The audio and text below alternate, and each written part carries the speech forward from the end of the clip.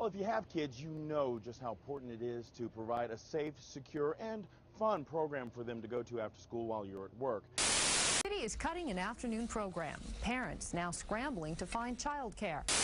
But now, tens of thousands of children and their parents are about to lose those lifelines under Mayor Bloomberg's proposed budget. School committee has cut all sports and other after-school activities from its budget. School committee says they had no other choice because of budget cuts. Mic check, 1 2 1 2. Can you hear me? Mic check. Mic check. Mic check. Mic Check is a show where we conduct various street interviews geared to hear the voice of the hardworking class residents of New York City. Every second of every minute of the day, week, month, and year, there is always something happening in the city. The problem is, the majority of our stories are being told for those media conglomerates that only spit out one-sided views. Mic Check's mission is to give a full 360 degree on major events, protests, and political agendas that matter to you the most. We are here to inform, educate, and entertain the working class residents with information that is vital for your survival.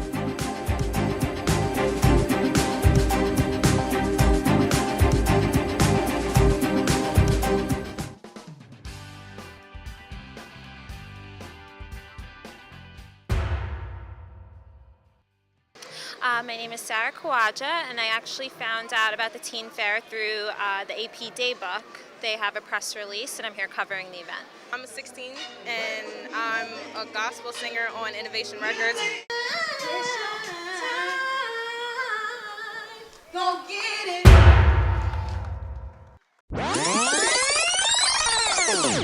And I basically came out here to just have fun and perform and to just kick it and just have a good time. Well, I am an R&B pop artist. I love singing, and what made me want to come out here is help the youth and spread out the word with my singing, because I love music and I love giving out the good message to the youth and just being a good role model to help people. I actually run an after-school program. It's called Garcia Gung Fu. My website is jkdgungfu.com, jkdgungfu.com. It's a martial arts program. We're currently at 307 East 116th Street, but we've been in East Harlem for about 10 years. I'm with Harlem RBI's The Base. Harlem RBI is a nonprofit organization. It's a baseball and softball program, but they incorporate academics and mandatory after school. And The Base is the sexual health component, so we teach them about safe sex, HIV/AIDS, and STIs, and we also promote abstinence. We teach them that abstinence is always a choice. We are funded by Melissa Mark Viverito. We've been funded by her for probably the last since she's been in office just about. And we do this show every year. What brings us here, we've been doing music for a while, because we're called the Freshmen for a reason, because we started all like coming together freshman year, and then, fresh, and then men, so growing up. So we've been doing this at school for a while, but we actually just started like getting somewhere now, because you know how school is, so that's how it was actually. This is also a good, because it stopped the violence and it's in our neighborhood, so might as well give back to our neighborhood. We started in school, we're trying to get excuse my French, trying to get the hood educated. Trying to get the hood educated in a way that, you could do things you want to do and still not do violence around the hood. You want to be positive in life.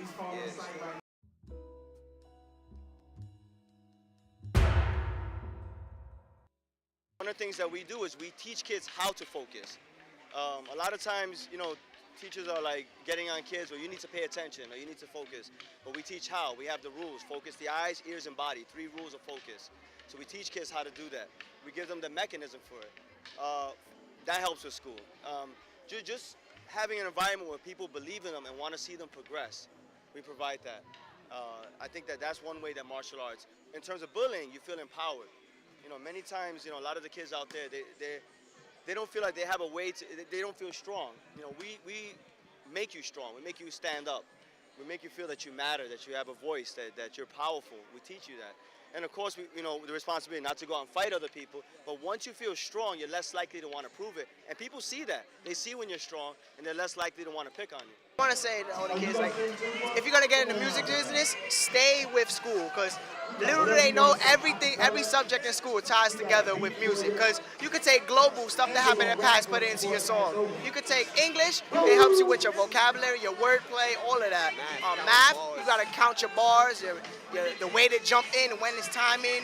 Science, you could learn about the body and put that all together. It's just engineering, like school is the most important to come together with music. If you're gonna do music, you need school no matter what. Music is the key. It's the key. School is the key to music to make it out. Well, actually doing this is helping build my confidence. So knowing that I want to be in the music industry helps me to want to do good in school so that I could reach that goal. So basically, yeah. It just helps me to just be a better person, more confidence, and basically being happy to spread out the word and just doing what you love to do. This is what I love to do. Now, what we do is we take youth from the community and we train them pre-professionally in dance so they can go on to get professional jobs. Know all the information, like, because a lot of parents will don't want to talk to them about safe sex or pretty much they'll just talk to them about staying in school. Everything has to be staying in school, but never about how to be safe. So that's where we come in. And I think what we do is really helpful because we give quizzes at the beginning of our workshops, and then it's like what you know before you learn the information, and then we give the post test, which is what you know after we give you the information. So we keep track of what they learn. Watching the Youth Channel. Take a couple of minutes to watch one of our PSAs. Just because of my background doesn't mean you could stereotype me for what I look like. My parents came here. My parents came here so that I could have a better life. Not all of us are the same. Not all of us are the same. Yo soy Latino. Ako ay Filipino. 我係中國人. Please don't judge us. Please don't judge us. Please don't judge us. Please don't judge us. Ladies and gentlemen, we're back. Stay tuned and watch our featured program.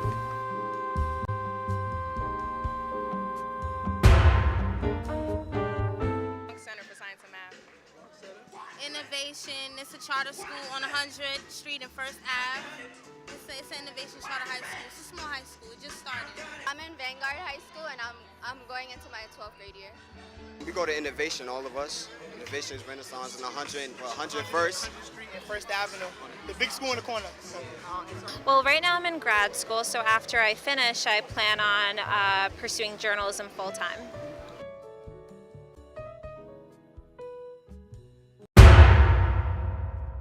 Oh no, it definitely scares me. I think it scares anyone in journalism, or really any fields, but journalism, especially right now, is certainly suffering. I think that's a pretty well-known fact. And you just have to hope for the best. That's part of the reason I'm pursuing a master's degree, to give myself a better opportunity in the job market. So, I'm just going to work hard and hope for the best.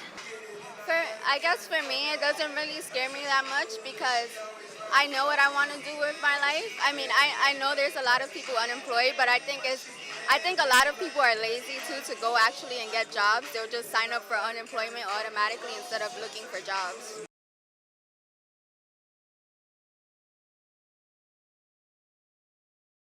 I feel like having music in school actually is a way to get the stress out, because you know how the people got tests, homework, all that classwork, grades, and then they have to go home. For me personally, I have to go home and hear from my family and stuff like that, because that's how they are. So rapping, writing music was my way out, and that could be many ways out for other people writing music and things like that. For me, it's school tied with music is a good way. I mean, I feel like all schools should have a music program, because kids, you want to give them something to look forward to. So once they do, you tell them, yo, you do this, you're going to do this. So if they know they get an A on the test, they're going to go do their music, of course they're going to want to go get an A on the test, because they're going to be able to do their music. It's a way to express your feelings. Most of these kids that end up in jail at a young age is because they can't express themselves. So if you give them a way to express themselves with a sport or music, mostly something artistic to write down your feelings, then of course you're not going to have that much of the crime rate going up. You're going to have it going down. To me, I think, school music is good, but, school is more important first. So to me, I feel like put music on the side, but other than that, finish school first, make a promise to yourself and family to get out and just do what you gotta do. I feel like we just need like a small group like ourselves, to motivate younger generation to want to dance and, join. Feel like they have something to be a part of to, I guess, show their talent, opinion is that the closed school, they will affect the children because some of the children, they are working for being in the school all the time. For example, in Japan and some schools in China, martial arts are part of the physical education system. And you'll see that students tend to do a little bit better in these countries. And I would love to see it. I mean, I'm being a little bit biased being a martial arts teacher, but I think any physical endeavor, anything, yoga, basketball, anything where the kids are using their body, because we also have the obesity problem and the health issues out there as well. Watching the Youth Channel. Take a couple of minutes to watch one of our PSAs.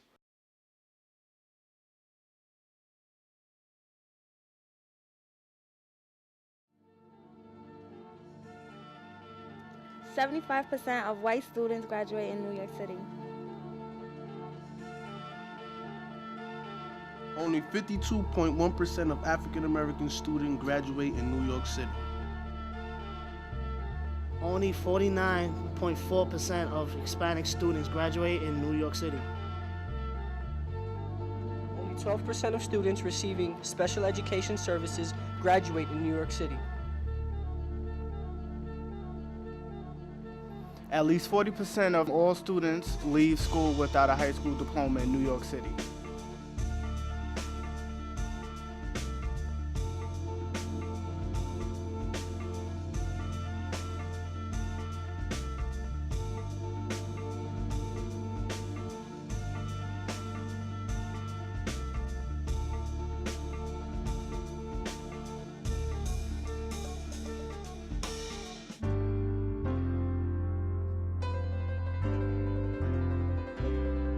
You have the right to stay in school until the age 21.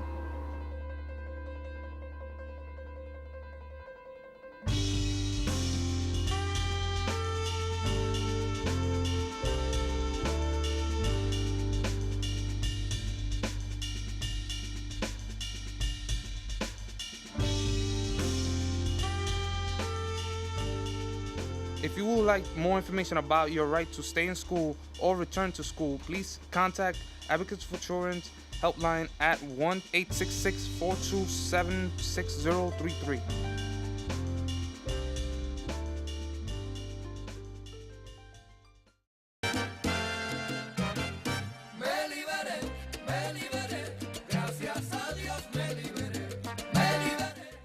Ladies and gentlemen, we're back. Stay tuned and watch our featured programming. The message I have to the kids is please go out there and do something positive. If you have a passion, whether it's basketball, baseball, whatever, soccer, martial arts, go out there and don't let anything stop you.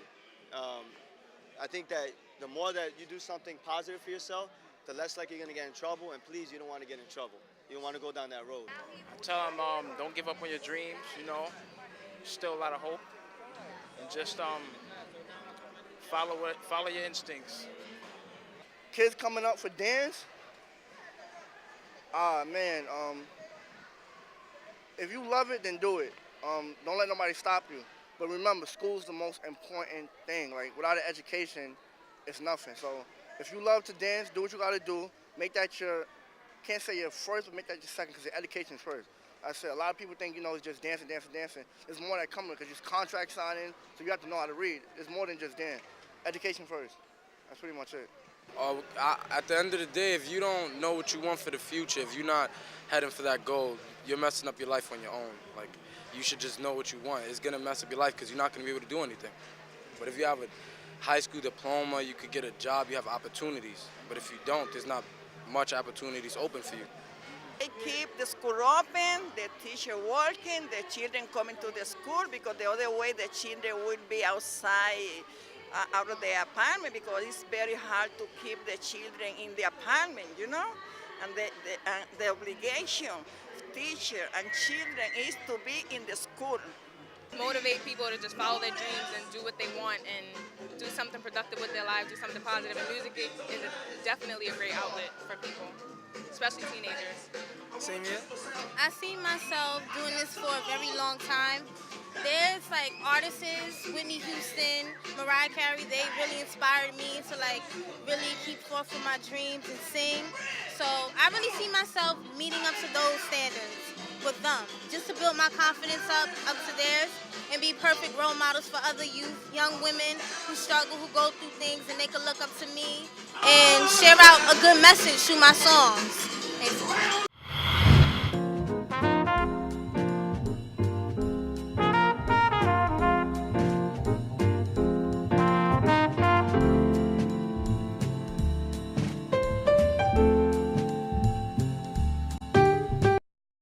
Well, if I had a chance to make a show on the youth channel, it would be called the J-Man Radio Show.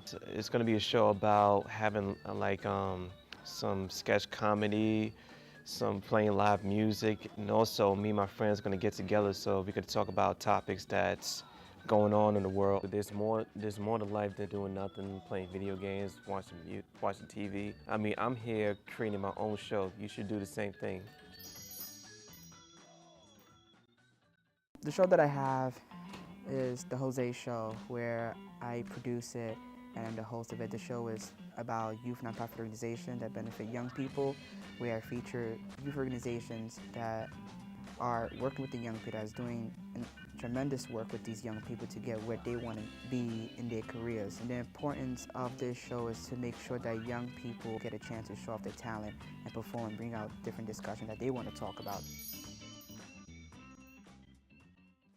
If I had the chance to have a show on Youth Channel, it would be a comedy show about the workplace and the challenges that people have there. And it would entail examples such as if someone has a mean boss or they can't figure out their actual job and title.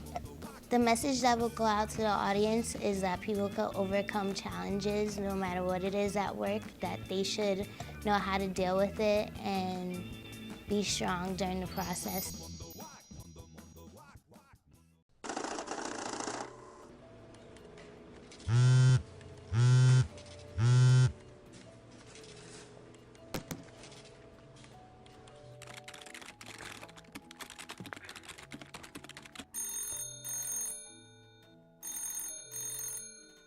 Hello? Hello, Mr. Ford. This is Winston Davis from FX Credit Cards.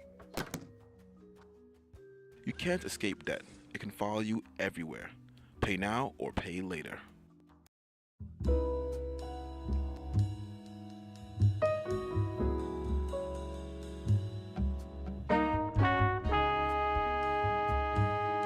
Out of their jobs and under intense pressure at the negotiating table. The union says its members were willing to keep working while negotiations continued, but when the talks collapsed, Con Ed shut down that option, locking out 8,500 union employees. Union members say Con Ed is threatening to gut their pay and benefits despite what they call record profits and skyrocketing executive salaries, and they're willing to strike if necessary.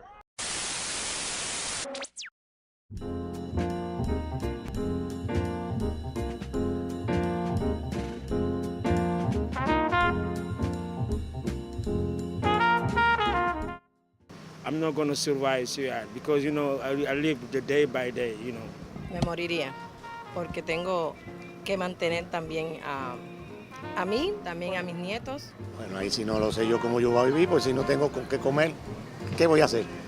3 semanas sin dinero, no puedo comprar nada. I got some saving, in my bank account, in case, for emergency, whatever. Maybe for a month. Yeah.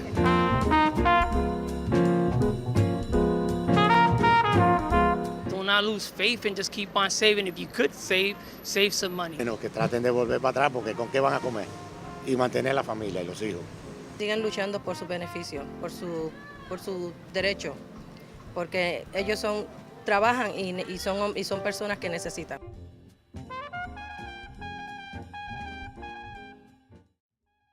Everywhere is bad. It's the economy. We feel the same, the same pain everywhere you go. But they're working very hard. They deserve it. Anyway, I'm with them. Que le diga con Edison, caramba, que le dé buen trabajo a esa gente y que bajen el consumo de que el, ¿cómo se dice? El de eso, que lo suben mucho. No sean abusadores, que traten mejor a sus empleados. Y como nos tienen explotados a nosotros, o robándonos con la luz, ¿por qué no le pagan a esa gente lo justo?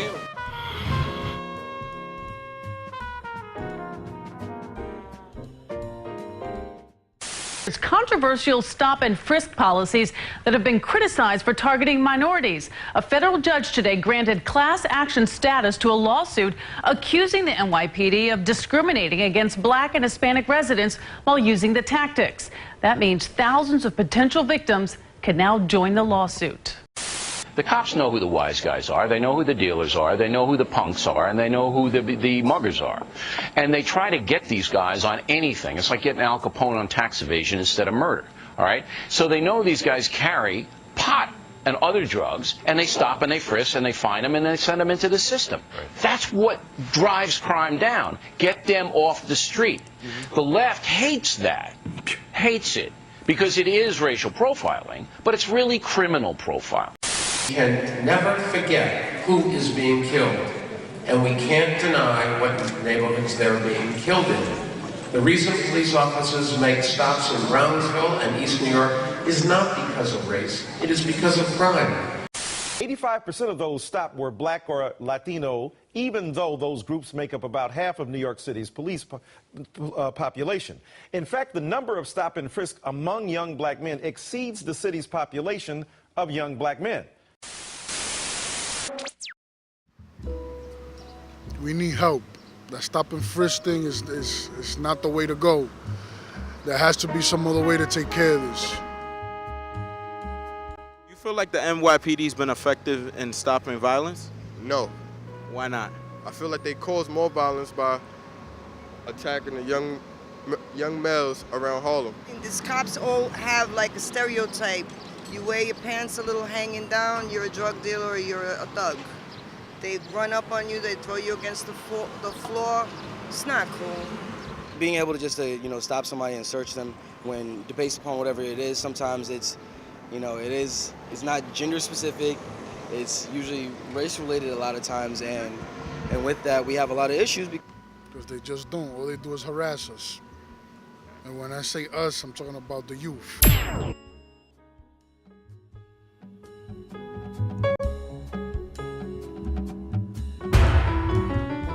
The logical thing is just to be not only friendly more, but to actually participate in the community, because so many times, like the NYPD, they're saying like, oh yeah, we care for you guys, X, Y, and Z, but it's like, you don't know me the way how it should be.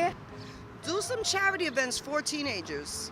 Do a basketball games, cops against the youth from the neighborhood. Volleyball, let the kids go up against them and let them see that these cops are not all bad.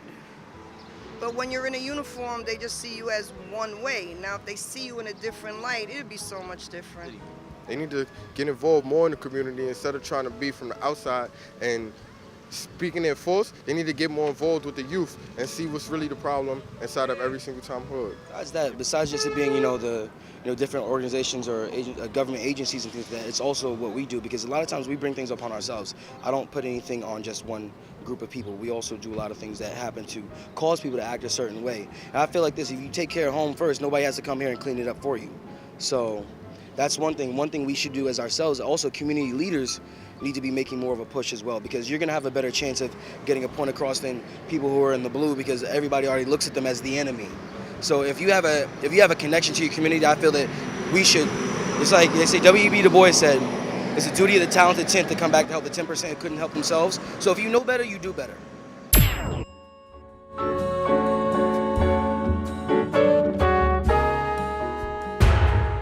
It's not enough centers that people could go to and stuff. They need to build more centers so that if you could keep a center every single project, then the projects don't have to go to other centers and it won't be so much beefing. A YMCA center around here would be awesome. More programs for the youth. There's a lot of things that could be done, man. Like, these people, they just don't care about us. No one really sits down and actually talks about these problems and like, oh, you know, we're having these issues. Like no one has time to do that. So I feel like if like even the NYPD went to like schools and like talked to students about them or like college students, anything, I think that would be really helpful. Watching the Youth Channel. Take a couple of minutes to watch one of our PSAs. If I had the chance to have a show on Youth Channel, it would be a comedy show about the workplace and the challenges that people have there. And it would entail examples such as if someone has a mean boss or they can't figure out their actual job and title. The message that will go out to the audience is that people can overcome challenges no matter what it is at work, that they should know how to deal with it and be strong during the process. Ladies and gentlemen, we're back. Stay tuned and watch our featured programming.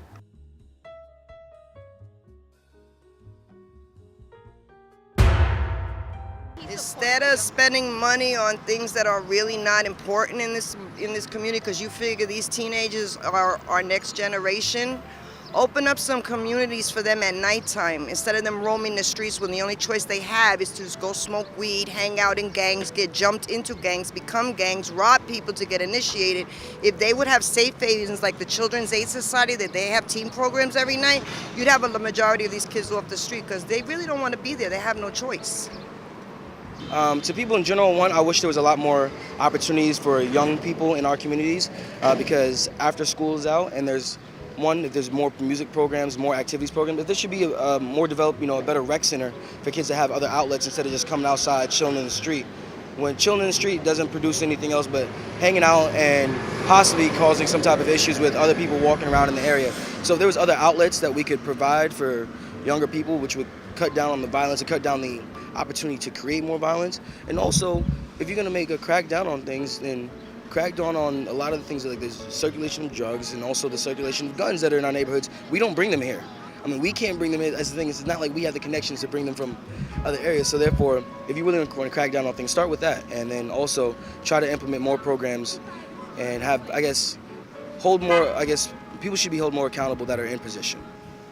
I would tell the mayor to be more active with not only political things, but internal things within the city and communications, because I don't feel like he's trying to get to know the demographics of the city and try to get to know the kids so well. So just try to come down here, come down to Harlem or so and try to do these things. It's possible. We need help.